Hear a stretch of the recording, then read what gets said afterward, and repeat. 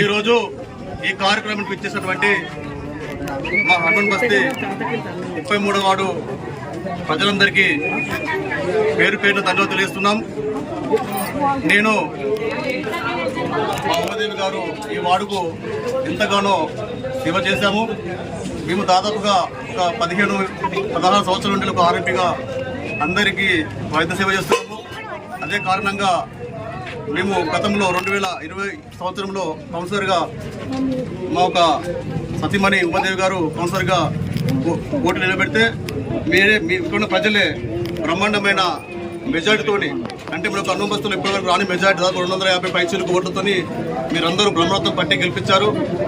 అదేవిధంగా మేము కూడా అదే నమ్మకం కొద్దీ ఈరోజు మన గోమస్ దేవతన్న గారు ఫ్యామిలీ గారిని మన అందరూ ప్రతి ఒక్కరు కూడా ఈ యొక్క నన్ను ముందుంచి మరొకసారి కూడా నువ్వు చేయాలన్నా, ఎందుకంటే మీరు చేసిన కొద్ది కాలంలోనే కరోనా వచ్చింది భయంగా, దాన్ని కూడా నువ్వు ఎదుర్కొన్నావు. నీ కుటుంబాన్ని పెట్టి మరి 2.5 సంవత్సరాలు బాగా అద్భుతంగా మనం కార్యక్రమం చేసుకున్నాము. అటు రామరాజు బ్రిడ్జ్ కోసం కొట్టాడావు, 2 కోట్ల రూపాయలు ఫండ్ పట్టుకొచ్చినావు.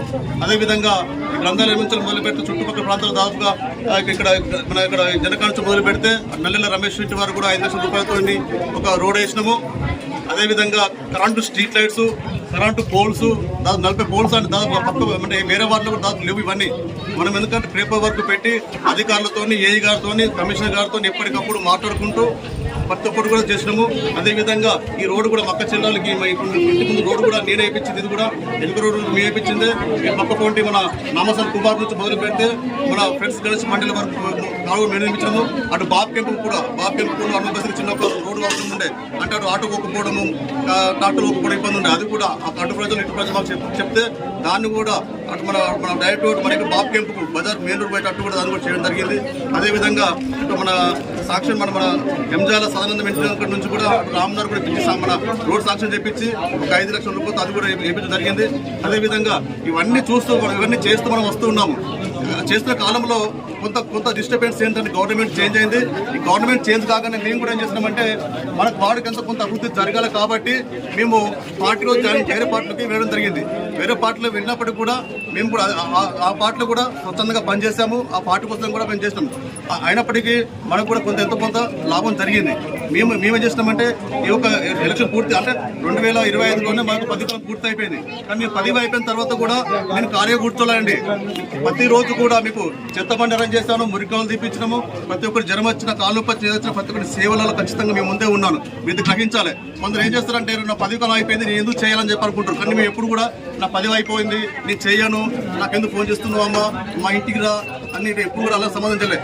ఏ ఒక్క తల్లి కానీ అమ్మ కానీ చెల్లె కానీ ఫోన్ చేయగానే సరే ఒక పావుగంట అరగంట గంట రేపో ఎల్లుండో అని చెప్పి ఆ విధంగానే మేము మాట్లాడుతూ మా యొక్క మర్యాద కాపాడుకున్నాము. వాళ్ళకి రెస్పెక్ట్ ఇచ్చాము. మేము ప్రతి ఒక్క పని కూడా వాటిలో చేశాము.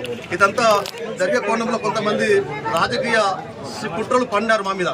వీడు ఇవన్నీ చేసుకుంటూ పోతున్నాడు, ఇదంతా ఇన్ని రోజులు జరగలేదు, ఇదంతా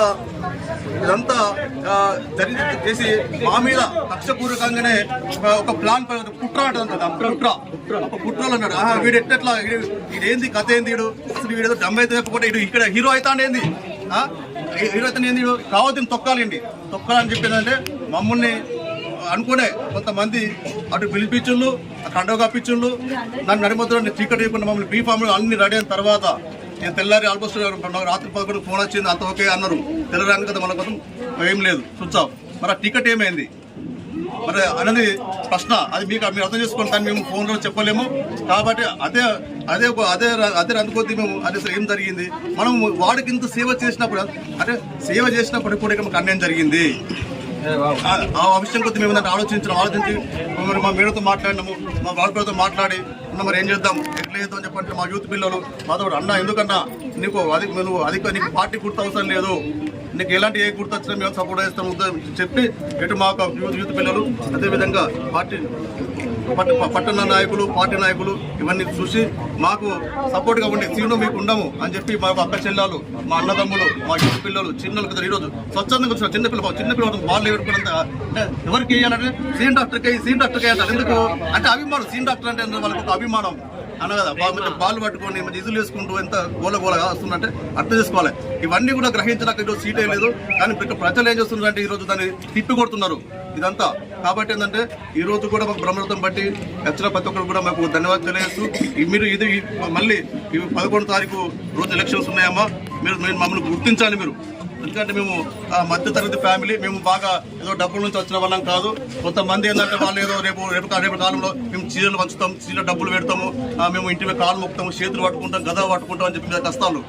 మీరు మీ దగ్గర రాని ముఖాలు, మీకు ఎప్పుడు ఫోన్ చేయని ముఖాలు, మేము ఇంటి మీరు ఫోన్ చేస్తే రెస్పాండ్ కానీ వాళ్ళు కూడా ఈరోజు మీకు అందరికీ నేను చూసుకుంటే ఇలా సీనా ఏంది ఆయన ఏం చేసి చెప్పంటారు.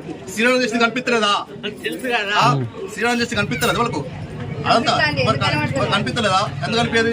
నేను ఏం చేస్తున్నా ప్రతి ఒక్కటి అప్పుడు 2025 నుంచి మొదలు పెడితే ఇప్పటి వరకు ప్రతి ఒక్కటి కూడా ఈ సోషల్ మీడియాలో యాక్టివ్గా ఉంటా. ఈ రోజు ఎక్కడ పని చేస్తున్నా, ఏ కావాలో తీపిచ్చినా, ఎక్కడ ఏం జరిగింది, ఏ చెట్టు కొట్టేసినా, ఏ ఫంక్షన్ పోయినా, ఎవరు చచ్చిపోయిండు, ఎక్కడున్నా అనేది రాత్రి 12 దాకా అంటే ఎన్ని రోజులు